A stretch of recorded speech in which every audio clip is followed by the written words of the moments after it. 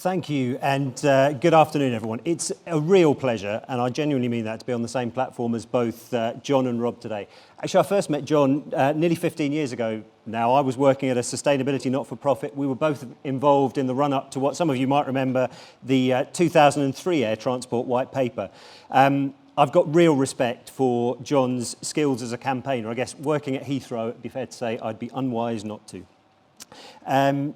Over the last 5 years, as John said, actually, our two organisations have built a productive relationship. We knew when we first sat down with Hakan that there'd be some areas where we would agree to disagree. But actually, there's a lot that we did agree on.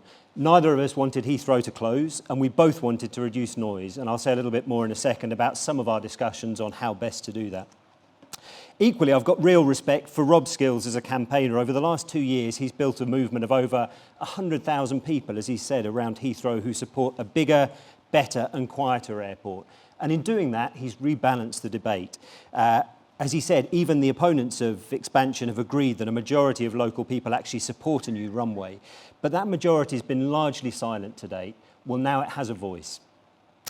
Before I respond to John and Rob, let me just say something to introduce myself and provide some context for the approach that I've been working with others to lead at Heathrow. I'm a passionate environmentalist, and I have been since I was a teenager.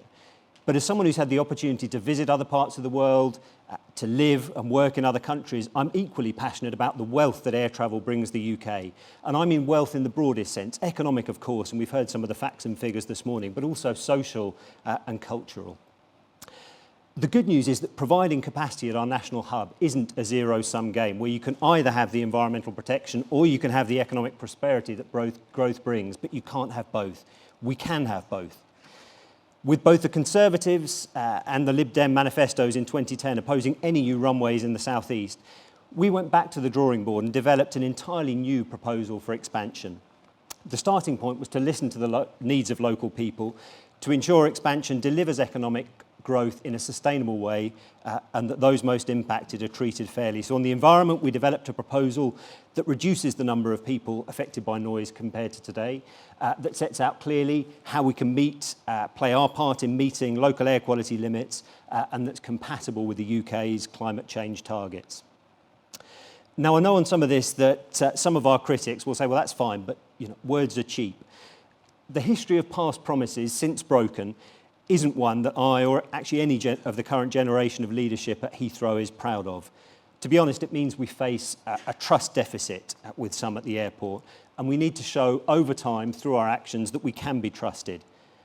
I'm clear that that will take time, but be in no doubt we are serious about doing that.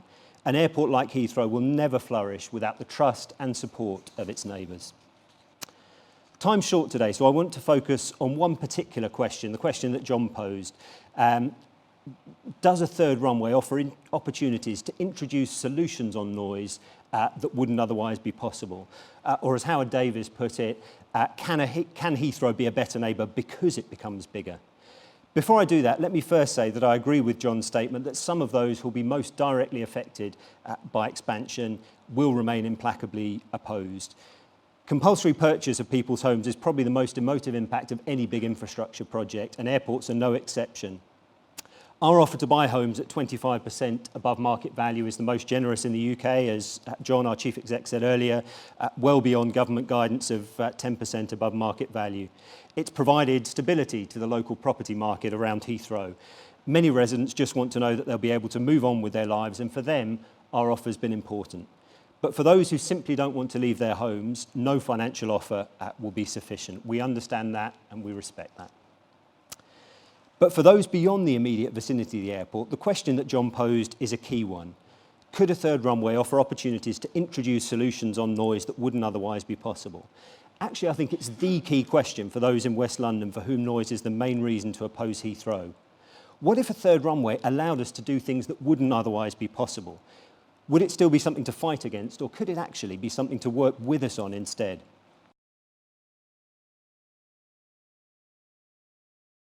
Let me mention three key reasons why we believe the answer to that question is a clear yes. First, as a result of new quieter aircraft and quieter procedures to fly those aircraft, fewer people would be affected by noise around Heathrow in future than are today. I'd slightly take issue with some of the language that Andrew Haynes was using in his speech earlier. I'll turn in a second to installation, where I think he does have a valid challenge to lay down. But more broadly, I think the UK industry and Heathrow have absolutely been at the forefront of working across airlines, airports, manufacturers and air traffic control to tackle noise issues. And I'm very happy to explore that further in the Q&A. So the first reason why I think it's a yes to the question, can a third runway introduce solutions on noise, is that fewer people will be affected in future. Secondly, we're committed to providing predictable periods without overflight, so-called respite. Now, we know from all our engagement with HACAN and extensive consultation with other local communities around the airport that people really value this idea of having a break from the noise. So we've set out that with our plans, we'll retain the principle of runway alternation and design flight paths that can offer respite. So as a result of all of that, 95% of those who will be overflown by aircraft from Heathrow, from an expanded Heathrow, will receive respite for at least half of the time. So we think that's a significant step forward, and John's highlighted how important that is to HACAN and its members. And then third, we've committed to a noise insulation scheme that matches the best in Europe, and which effectively means it matches the best in the world. Now, that'll cost us £700 million, and that's a clear example of what Howard Davis was saying. That's something that we can only afford because of the growth, because of the extra income, the extra economic activity that the third runway will bring. So Howard Davis was clear in launching the report last week that an expanded Heathrow would be a better neighbour for local communities than the airport is today, and pointed out how the two go hand in hand, expansion providing the financial resources to tackle local impacts. The Commission also proposed a comprehensive package of measures to make the airport's expansion more acceptable to its local communities and to Londoners generally. That package included several of the measures that we'd proposed, but some additional ones too. And I'm not surprised at all that one of the measures that John has stressed in particular is a ban on night flights between 11:30 p.m. and 6 a.m. So let me just say a little bit about that before I wrap up. We recognise that night flights, and particularly the small number of arrivals every morning between 4:30 and 6, are a particular concern for local residents. We also know that they're important economically. At all the major hubs in Europe, that time of day is particularly important for long-haul arrivals, and within those arrivals, particularly arrivals from the emerging economies of Asia. We've long acknowledged that there's an important balance to be struck between the downsides of those night flights and their benefits. And in our own submission to the Airports Commission, we were clear that we weren't seeking any increase in those night flights. And actually, we set out how an additional runway meant that the communities affected by early morning arrivals could be overflown as few as 1 week in 6, with aircraft arriving on steeper approaches, making them higher and quieter over London. The Commission's recommendation goes further than those steps, and as John Holland-Kay said earlier, we need to assess the conditions that the Commission's put forward in the round as a package. But as John also said, we remain confident that we will be able to find a package that works for us and works for local residents in that goal of making expansion acceptable. In the time that I've had, I haven't really had a chance to touch on the local prize of Heathrow, which Rob set out briefly. But let me just remind you in closing of some of the figures. 1 in 4 local jobs depend on the airport. If you live locally and don't work at the airport yourself, you probably know someone who does. Going forward, expansion will add to that. It will create 40,000 new local jobs. We'll double the number of apprenticeships across the airport to 10,000. So I don't think it's an exaggeration when we've described this as a once-in-a-generation opportunity to transform lives locally. The prize for growth, jobs and prosperity is huge. But critically, it's a prize that doesn't have to come at the cost of more environmental damage. We can be bigger and better, as Howard Davis has said, but also quieter and cleaner.